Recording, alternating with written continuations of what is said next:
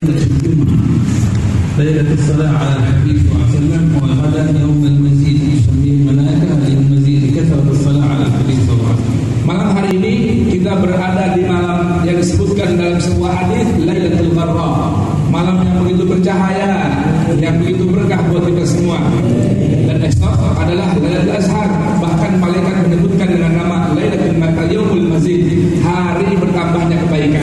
Kenapa di malam hari ini diperintahkan kita oleh baginda Nabi memperbanyak sholawat dan salam untuknya, begitupun esok hari di hari Jumat bertambah keberkahan dan kebaikannya. يقول الإمام الحداد واجعل يوم الجمعة يوما لآخرتك، اجعل يوم الجمعة يوما لآخرتك، فمن أحكم هذا اليوم مر أسبوعه كله زين وكله خير عليه. Kata beliau menukil ucapan Al-Imam Qutbul Irsyad Al-Habib Abdullah bin Al-Haddad berpesan buat kita semua para umat Nabi Muhammad, jadikan hari Jumat hari yang khusus hanya untuk akhiratmu. Berbanyak kebaikan di hari Jumat. Ihkamkan hari tersebut, atur dengan sedemikian rupa hanya berisikan amalan-amalan ukhrawi. Karena ketika seseorang lulus ujian dengan mengisi hari Jumat dengan macam kebaikan, maka sepekan berikutnya hingga berjumpa Jumat yang akan datang, hidup kita akan bertemu kebaikan dan keindahan. وخصه الله سبحانه وتعالى بأمة النبي محمد كما قال النبي كان لليهود يوم السبت وللنصارى يوم الأحد وأما يوم الجمعة فهو عيد المسلمين. Dan Allah khususkan umat Nabi Muhammad, istimewakan dengan adanya hari Jumat. Umat Yahudi diberikan hari untuk mereka hari Sabtu, Nasrani hari Ahad. Dan hari Jumat ini adalah Idul Muslimin, Idnya umat Nabi Muhammad sallallahu alaihi wasallam. يقول النبي فيه خلق الله آدم وفيه أخرج من الجنة وفيه تقوم الساعة وما من يوم طلعت عليه الشمس خير من يوم الجمعة. Bahkan Nabi katakan hari Jumat istimewa dipilihkan untuk kita umat Nabi Muhammad karena hari ini Allah ciptakan Adam di hari Jumat. Kemudian di hari Jumat Allah juga keluarkan Adam turun ke bumi. Di hari Jumat akan berdiri hari kiamat. Maka tidaklah ada matahari terbit yang mana terbitnya menjadi keutamaan kebaikan melebihi terbitnya matahari di hari Jumat. وكل الكائنات والحيوانات والنباتات تخاف من يوم الجمعة لأن فيه تقوم الساعة، حتى الحيوانات تخاف من يوم الجمعة إلا الثقلين الإنس والجن. Beliau katakan seluruh makhluk Allah selain jin dan manusia, binatang kah, tumbuh-tumbuhan kah, bahkan benda-benda mati takut dengan datangnya hari Jumat. Kenapa? Hari itu akan menjadi hari kiamat. Kecuali memang manusia dan jin. والصلاة على النبي صلى الله عليه وسلم مطلوبة في كل يوم وفي كل وقت وفي كل حين، لكنها ليلة الجمعة مثل هذه الليلة ويوم الجمعة لها فضل عظيم، منها إن الملائكة توصل صلاتك لرسول الله، تقول يا رسول الله يسلم عليك ويصلي عليك فلان ابن فلان، يذكر اسمك في حضرة النبوة. Nah, setiap hari kita diperintahkan untuk memperbanyak salawat dan salam untuk baginda Nabi Muhammad. Setiap waktu, setiap saat.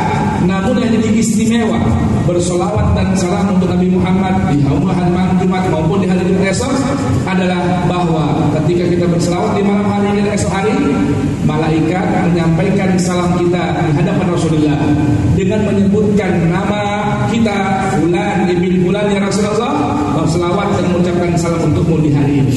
ولذلك يقول النبي أكثروا ما قال صلوا عليه، قال أكثروا علي من الصلاة ليلة الغراء واليوم الأزهر. قال يا رسول الله من ليلة الغراء وما اليوم الأزهر؟ قال ليلة الغراء ليلة الجمعة واليوم الأزهر يوم الجمعة. وقال أكثروا، فبين العلماء ما حد الإكثار، أقل شيء يصلي على النبي 300 مرة.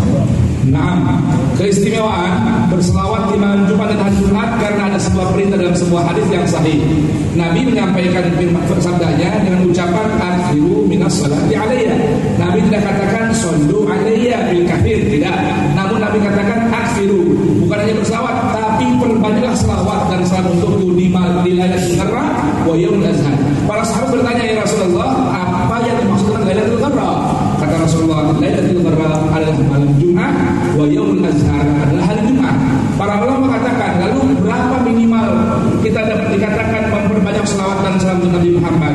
Para ulama memberikan sebuah jawaban, minimal banyak itu 300 kali selawat Nabi Muhammad. Bahwa yaumun الأسبوع كله يمر عليك كما قلنا في خير إذا أحكمت هذا اليوم العظيم. Nah, hari ini sebagaimana beliau katakan diulang kembali, kalau seseorang menjaga kemuliaan, keagungan hari Jumat dengan mengisi waktu dengan bermacam amal akhirat, maka sepekan berikutnya sisa hari hingga nanti datang hari Jumat, Allah akan berikan kebaikan dan keberkahan di sisa hari mulai Jumat hingga Jumat yang akan datang nanti.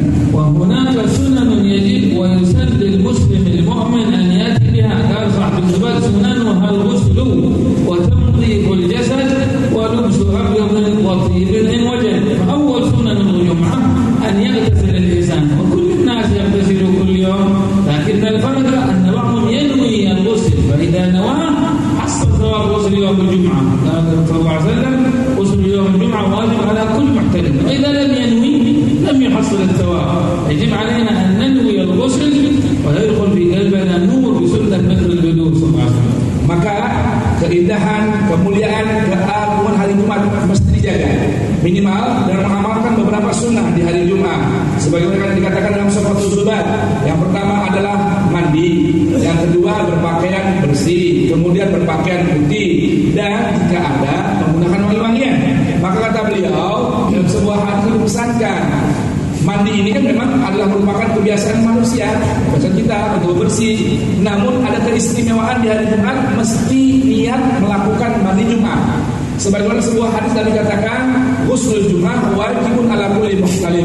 Mandi Jumat itu hukumnya mesti, harus bagi setiap orang yang sudah dewasa. Nah, yang membedakan mandi biasa di hari Jumat dengan hari yang lain dengan meniatkan mandi Jumat di hari Jumat.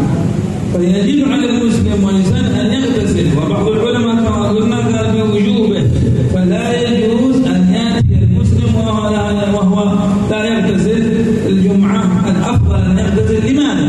لأن نأخذها قاعدة فقهية. العلماء يقولون أي اجتماع للمسلمين يسن له الغسل، وغسل يوم الجمعة من أفضل الأغسال المسنونة.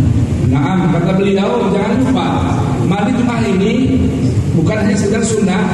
Tidak sedikit ulama mengatakan mengikuti makna teks lahiriah hadis tadi bahwa mandi Jumat adalah wajib untuk di hari Jumat. Kenapa? Ambillah sebuah kaidah fikih kata beliau bahwa setiap perkumpulan, tanda kutip bahasa sekarang kita berkerumun, itu disunahkan kita dalam keadaan bersih dengan mandi. Maka tidak ada mandi yang lebih utama dari mandi di hari Jumat. فكل اجتماع يسن له الغسل، العيدين، الاستسقاء، الكسوف، غسل الجمعة، غسل وهكذا. لماذا؟ لكي لا يأذي المسلم أخاه بالرائحة التي تخرج من جسمه، أو قال العلماء بالرائحة التي تخرج من فمه، كما قال في صحيح مسلم: من أكل ثوما أو بصلا فلا يقربن مسجدنا فإن الملائكة تتأذى مما يتأذى منه ابن آدم. فانظر إلى الإسلام على الإنسان أن لا يأذي المسلمين بالرائحة التي تخرج من فمه أو من جسمه، فيسن الغسل. Maka tujuan utama dari ajaran Islam, setiap berkumpul kita diperintahkan mandi agar tidak mengganggu orang sebelah kita dengan bau badan yang keluar dari tubuh kita yang kurang sedap, karena hal itu mengganggu orang sebelah kita. Jangankan badan kita, bau mulut, sebagaimana disebutkan ada sebuah hadis yang sahih, ketika seseorang memakan satu makanan yang dirihinatin, memiliki bau mulut yang tidak baik, maka Nabi melarang untuk mendekat kepada musholla. Fala yaqrabanna masjidana aw mushollana ada. Jangan sekali-kali orang yang mulutnya bau kemudian datang dekat kepada masjid dan tempat sholatku. Ini bau mulut. Kenapa? Malaikat terganggu. Malaikat hafadzah yang melihat kita ini terganggu dengan bau mulut kita yang tidak sedap. Lalu bagaimana dengan bau tubuh yang tidak sedap yang keluar dari tubuh kita saat kita berkerumun, berkumpul dalam satu majelis kebaikan, tidak terlebih dahulu membersihkan diri dengan mandi. Terlebih lagi di hari Jumat. وقال العلماء أن الثوم أو البصل إذا كان نيا فإن له رائحة، أما إذا كان مطبوخا فلا. فإذا جاء الجمعة قالوا يجلس في آخر الصفوف ولا يأذي المسلمين. فانظر كيف بالرائحة الإسلام والشرع حرم عليك أن تأذي المسلمين، فكيف واحد يأذي أخوانه بلسانه أو بيده مثلا. Lalu ini baru sebuah gambaran indahnya Islam dari sisi kebersihan dan larangan mengganggu orang lain. Bahkan para fuqaha mengatakan masih ada bau mulutnya, sekalipun memang sebagian mengatakan yang dimakruhkan, yang dilarang mendekat masjid Nabi adalah yang makan bau mulut yang tidak sedap seperti jengkol atau jaring atau basal bawang yang mentah. Tapi kalau yang matang yang dimasak tidak bau, tidak mengapa. Namun sekalipun begitu, ketika ke masjid duduklah di saf yang paling belakang agar tidak mengganggu orang lain. Ini gangguan melalui bau mulut. Bagaimana dengan mengganggu seorang saudara kita muslim dengan ucapan kita ataupun tangan kita? يقول النبي الربا 72 بابا أدناها مثل أن ينكح رجل أمه وإن أربى الربا يعني الربا استطالة الرجل في عرض أخيه. Riba salah contoh hal yang paling diharamkan bahkan disampaikan menerang oleh Allah Subhanahu wa taala. Minimal riba, rendahnya riba adalah seorang tidak ibunya, dan riba yang paling dahsyat adalah seseorang yang orang yang tidak menjaga lisannya mengganggu orang lain dengan mulutnya. نعم فيجب على المسلم أن لا يتكلم على أخوان المسلمين استطالة الرجل في عرض أخيه. Maka dilarang seorang muslim itu membuka lisannya, melepaskan ucapannya, mengganggu orang lain dengan ucapannya, menyakiti orang lain dengan ucapannya. Karena sunanha al-abyad al-ghusl wa tanzif al-jasad wa lubs abyad. Qala sallallahu alaihi wasallam albisu al-bayad wa kaffinu fiha mawtakum fa inna min khair thiyabikum yawm al-jum'ah ij'al lak thawb abyad. Hatta qala ahli an-nafs wa ulama an-nafs anna lubs al-bayad يأثر في النفس ويدخل فيها السرور. تخيل الناس يوم الجمعة كلهم لبس أبيض، ملائكة رحمة تكون. Dan yang kedua dari sunnah di hari Jumat adalah disampaikan menggunakan pakaian serba putih. Bahkan para ahli jiwa, ahli psikologi mengatakan orang yang suka memakai pakaian putih akan berefek kepada kebersihan jiwanya. Nah, pakaian putih dan Jumat gunakan laksana para malaikat yang memakai pakaian putih. Karena Rasulullah SAW beberapa kali bersabda, pakailah oleh kalian di hari Jumat pakaian yang berwarna putih dan kafankanlah mayat kalian dengan kain yang berwarna putih. Karena sesungguhnya sebaik-baik pakaian adalah yang berwarna putih, kata Rasulullah sallallahu alaihi wasallam. وكذلك يوم الجمعة البس الألوان الثانية ما فيها شيء، لكن يوم الجمعة اجعلها هذا خاص بيوم الجمعة. Maka di hari lain silakan yang memakai baju warna krem, warna hitam, warna biru, warna merah, pink ataupun dan sebagainya. Namun tolong hari Jumat gunakan pakaian putih, spesialkan pakaian tersebut untuk digunakan di hari Jumat. ويتطيب الإنسان عند الذهاب إلى الجمعة من السنن أيضا. Dan jangan lupa berangkat ke Jumatan gunakan pakaian atau gunakan wangi-wangian, karena hal itu merupakan kesunahan yang mesti diamalkan di hari Jumat. Dan وبكر المشي لها من فجر مع قراءة وذكر. تذكير الجمعة بعض الناس يأتي وقد طلع الخطيب عن المنبر، هذا ما يحصل الثواب. تذكير أول مصيبة التأخير عن التذكير، فمن جاء بالساعة الأولى فله ثواب بدنه. هل تستطيع أن تشتري ناقة؟ ما يمكن، لكنك إذا جئت بالساعة الأولى كأنك تصدق بناقة. هل تستطيع أن تشتري بقرة؟ ما يمكن، بعض الناس ما يقدر، لكنك إذا جئت في الساعة الثانية تحصل ثواب بقرة. هل تستطيع أن تشتري كبشا أكرم؟ ما بعض الناس ما يقدر، فإذا جئت في الساعة الثالثة تحصل ثواب كأنك تصدق بكبشة، فإذا جئت في الساعة الرابعة كأنما قرب دجاجة، فإذا جاء في الساعة الخامسة فكأنما قرب عصفورا، فإذا جاء في الساعة السادسة فكأنما قرب بيضة. وبعض الناس حتى ثواب البيضة ما يحصلها. Kata beliau, di hari Jumat ini jangan lupa, kata beliau, ada kesunahan yang mesti diamalkan, at-tabkir, yaitu bersegera berangkat ke masjid sepagi mungkin, kemudian duduk di masjid membaca Al-Quran dan berzikir, sebagai dikatakan oleh Ahmad bin Rustam dalam Sifatul Zubat. Beliau mengatakan, sekarang banyak orang yang lalai dalam hal ini. Mereka baru berangkat ke masjid ketika khatib sudah naik ke atas mimbar. Padahal keutamaan tabkir ini Rasulullah SAW menyampaikan dalam hadis sahihnya, orang yang berangkat di jam pertama seperti mendapatkan pahala menyembelih seekor unta.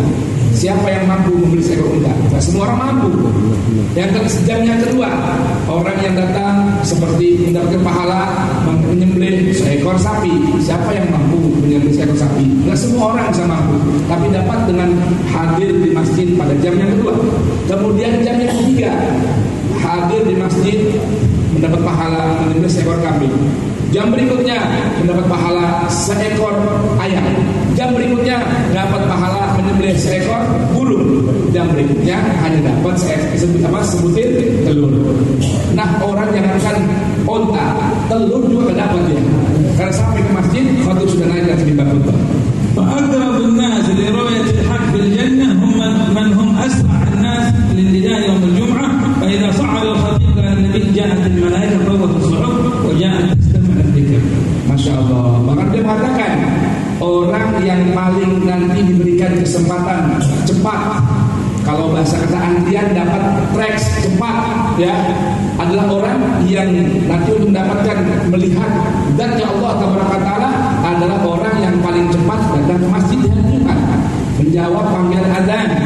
Nah, orang-orang yang seperti inilah yang akan diizinkan mendapatkan kesempatan lebih cepat melihat zatnya Allah Subhanahu wa taala.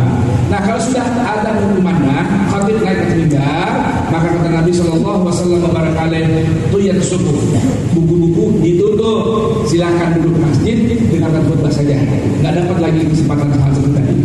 Wa min sunnah al-jum'ah aidan qira'at surah al-kahf. Qala sallallahu alaihi wasallam man qara'a al-kahf surah al-kahf lailat al-jum'ah imtadda an-nur ila al-jum'ah al-ukhra. Wa fi riwayah ukhra man qara'a surah al-kahf lailat al-jum'ah yawma امتد له نور إلى البيت العتيق. قال العلماء وكل الكهوف مظلمة إلا كهف سورة الكهف فهي نور. Masya Allah. Kata beliau ada kesunahan lagi di malam Jumat dan hari Jumat. Apa itu? Membaca suratul kahfi. Mudah-mudahan kita malam hari ini sudah sempat baca suratul kahfi. Kenapa kata beliau? Karena dalam sebuah hadis terangkan orang yang membaca suratul kahfi di malam Jumat, Allah akan bentangkan untuknya cahaya. Ya, dari tempat dia ke tempat yang lebih jauh, atau dalam sebuah riwayat ke arah Baitul Atiq. Bahkan para ulama mengatakan setiap namanya kahfi atau buah atau kafe itu gelap, kecuali kahfinya suratul kahfi itu berisikan cahaya yang menerangi diri kita hingga ke Baitul Atiq.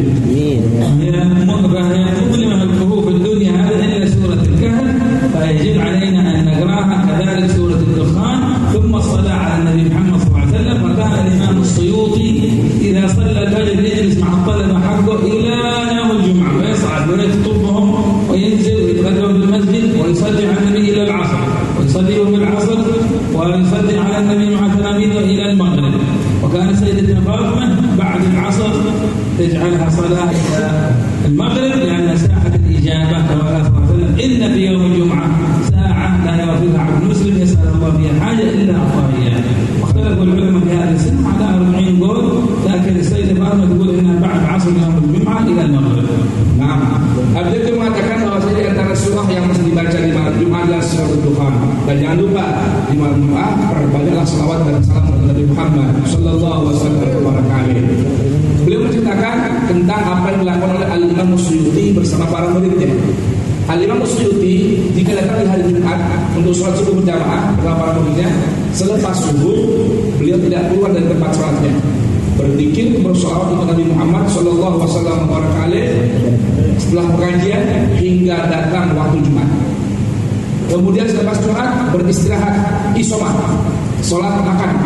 Selepas makan sambung lagi berselawat hingga asar, bahkan hingga terbenam matahari di hari Jumat. Terlebih lagi di antara amalan Sayyidah Nisa'il Jannah yaitu Sayyidatina Fatimah alaiha salamullah adalah mengisi waktu antara asar hingga maghrib di hari Jumat tidak keluar dari tempat salatnya, beribtihal dan berselawat kepada Nabi Muhammad sallallahu alaihi wasallam. Sampai disebutkan ini adalah namanya Sa'ah Fatimiyah. Kenapa? Di waktu ini adalah waktunya diijabahkan bermacam hajat dan doa seorang hamba kepada Allah Subhanahu wa taala. Sebagaimana sebuah hadis Nabi bersabda, di hari Jumat ada sebuah saat yang bila seorang hamba mengangkat tangannya kepada Allah kecuali diijabahkan oleh Allah permintaannya. Nah, dalam kitab Zadul Ma'ad Ibnu Qayyim menyebutkan ada 40 pendapat tentang mana waktu yang mustajabah di hari Jumat ini. Termasuk pendapat yang kuat adalah bainal asar wal maghrib di hari Jumat. والعلماء قالوا هكذا صلاة فيجب علينا أن نصلي على النبي صلى الله عليه وسلم في هذه الصلاة المباركة. بعضهم يرى النبي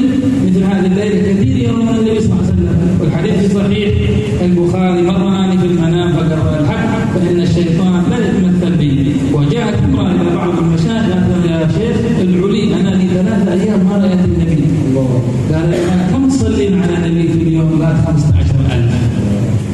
Beliau mengatakan, perbanyaklah selawat dan salam di malam Jumat. Tidak sedikit orang-orang yang Allah berikan kemuliaan dengan dapat melihat Nabi dengan sebab memperbanyak sholawat dan salam kepada Rasulullah di malam Jumat. Yang uniknya beliau mengatakan sebuah kisah wanita yang datang kepada seorang ulama minta doa agar dapat melihat Nabi. Saya sudah 3 hari nggak lihat Nabi. Saya bertanya, memang berapa kali kau sholawat kepada Nabi?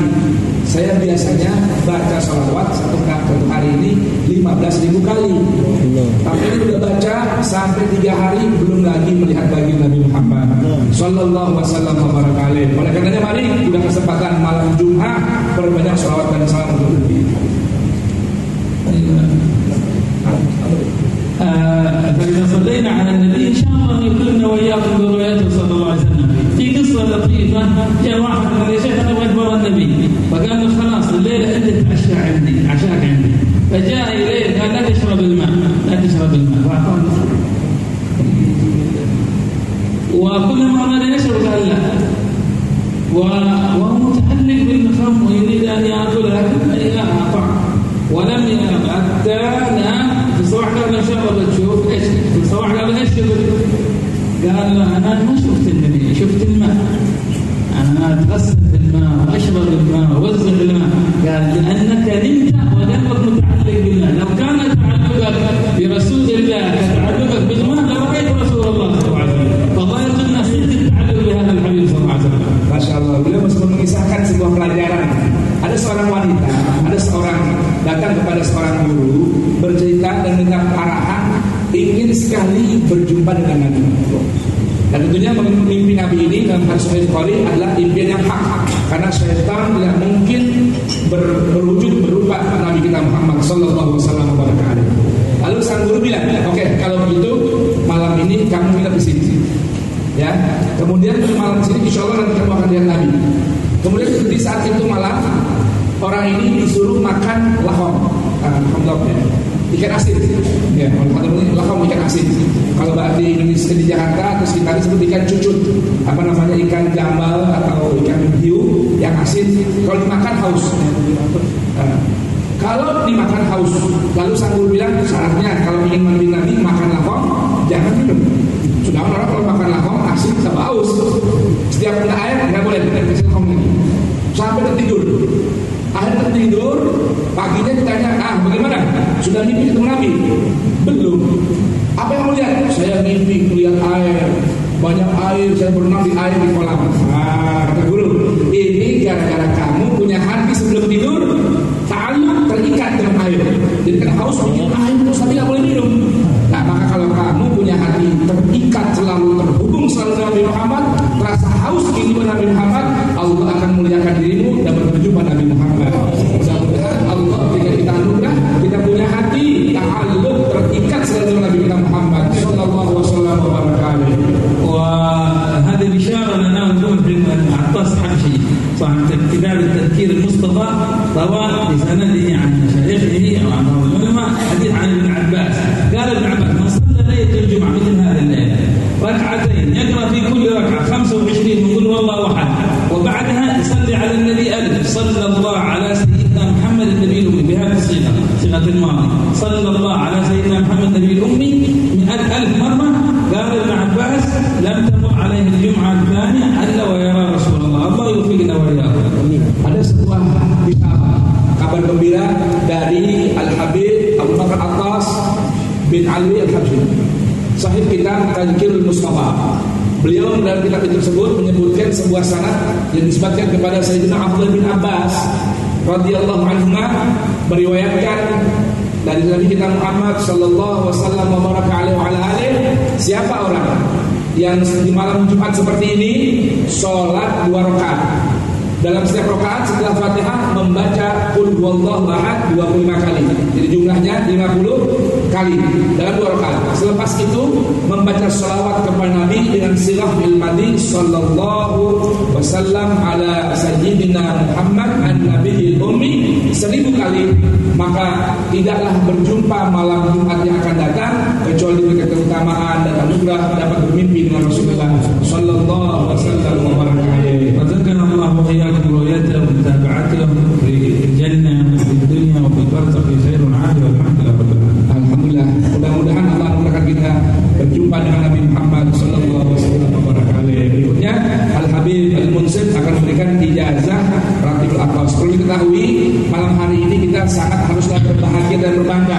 Kenapa? Yang datang ke sini memberikan ijazah ratib dan amalan-amalan zikir Al Habib Ahmad bin Hasan Al Atas adalah cicitnya.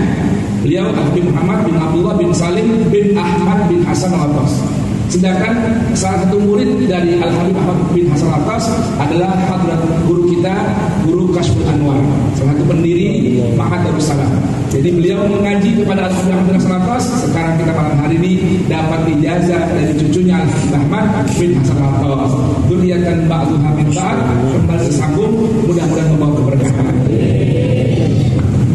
Bismillahirrahmanirrahim. Alhamdulillahirabbil alamin. Wassalatu wassalamu ala sayyidina Muhammadin wa ala alihi wa sahbihi ajma'in. Ajazna wa ajazna walidi wa masyayikhina fi qira'at ratib al-imam Al-Habib Umar bin Abdul Rahman Al-Atas urid sabahan wa masa'an wa li kulli amrin thalath marrat wa fi adkar wa adiyat salawat Al-Habib Ahmad bin Hasan Al-Atas wa fi wasiyat al-ibad fi al-mas'alah al-karim. Ajaznakum lakum wa li auladikum wa liman tuhibbu an tujizu fi dzalik. Qabirna al-ijazah. Al Habib Al Munsif Sidin memberikan ijazah kepada kita sekalian dari apa yang beliau terima dari ayahnya Al Habib Abdullah bin Ali Al Atas, dari guru-gurunya yang lain di Hadramaut.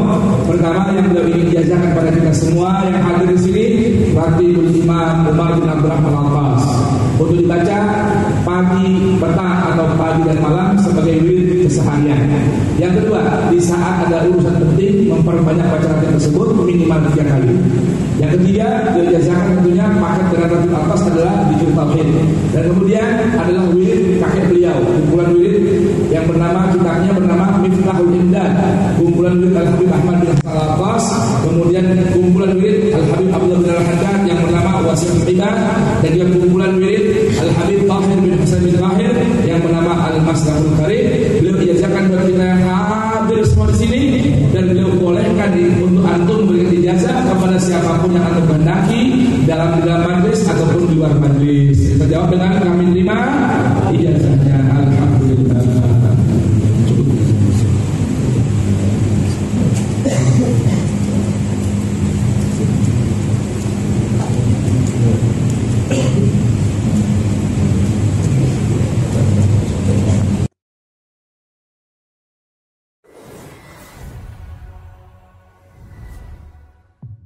Fauzan TV, inspirasi channel Islami.